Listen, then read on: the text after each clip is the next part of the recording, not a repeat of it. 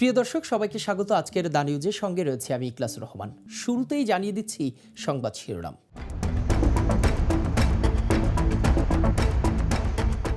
MP আনার হত্যায় আরও 5 দিনের রিমান্ডে শিমুল তানভীর শিলাস্তি।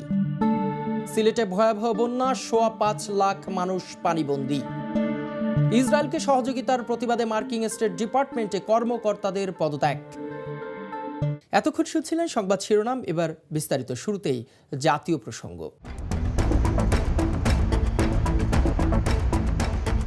ঝিনাইদহ 4 আসনের সংসদ সদস্য আনোয়ারুল আজিম আনার হত্যায় জড়িত থাকার অভিযোগে গ্রেপ্তার 3 আসামির আরও 5 দিনের রিমান্ড মঞ্জুর করেছে আদালত। শিমুল ভুইয়া ওরফে শিহাব ওরফে ফজল মোহাম্মদ ভুইয়া ওরফে আমানুল্লাহ সাইদ, তানভীর ভুইয়া ও শিলাস্তি রহমান। শুক্রবার 8 দিনের রিমান্ড শেষে তাদেরকে আদালতে হাজির করা হয়। এ সময় মামলার সুষ্ঠু তদন্তের স্বার্থে তাদের আরও 8 দিনের রিমান্ড চেয়ে আবেদন করেন তদন্ত কর্মকর্তা ডিবি পুলিশের অরিজনের সহকারী পুলিশ কমিশনার মাহফুজুর রহমান। শুনানি শেষে ঢাকার মেট্রোপলিটন ম্যাজিস্ট্রেট মোহাম্মদ শান্ত ইসলাম মল্লিকের আদালত এ আদেশ দেন। উজান থেকে নেমে আসা পাহাড়ি ঢল আর টানা বৃষ্টিতে প্লাবিত হয়েছে সিলেটের 5 উপজেলার শতাধিক গ্রাম। পানিবন্দী হয়ে পড়েছে 5 লাখ মানুষ ঘরবাড়ি ছেড়ে আশ্রয় নিয়েছেন আশ্রয় কেন্দ্রে। ইতোমধ্যে সিলেট নগরের তালতলা এলাকার ফায়ার সার্ভিস ও সিভিল ডিফেন্সের কার্যালয়ে পানি উঠে গেছে।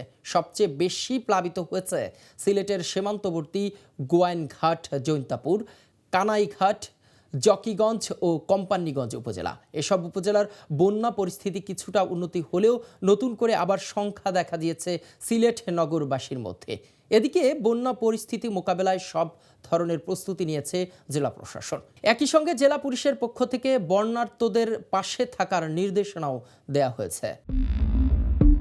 এবার আন্তর্জাতিক খবর।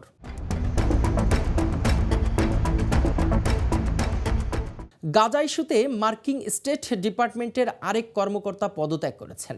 মার্কিন প্রেসিডেন্ট জো বাইডেন ইসরায়েলের নীতির প্রতিবাদে বৃহস্পতিবার পদত্যাগের ঘোষণা দেন স্ট্যাটিসি গিলবার্ট নামের ওই কর্মকর্তা। তিনি বলেছেন, কংগ্রেসের একটি প্রশাসনিক প্রতিবেদনকে কেন্দ্র করে তিনি এই পদত্যাগের সিদ্ধান্ত নিয়েছেন। ওই প্রতিবেদনে তিনি বলেছিলেন, ইসরায়েল গাজায় মানবিক সহায়তা বন্ধ করেনি। তবে পরে তিনি স্বীকার করেছেন তার ওই প্রতিবেদনটি মিথ্যা ছিল, যার ভিত্তিতে বৃহস্পতিবার তিনি তার পদত্যাগের পক্ষে স্বাক্ষর করেছেন।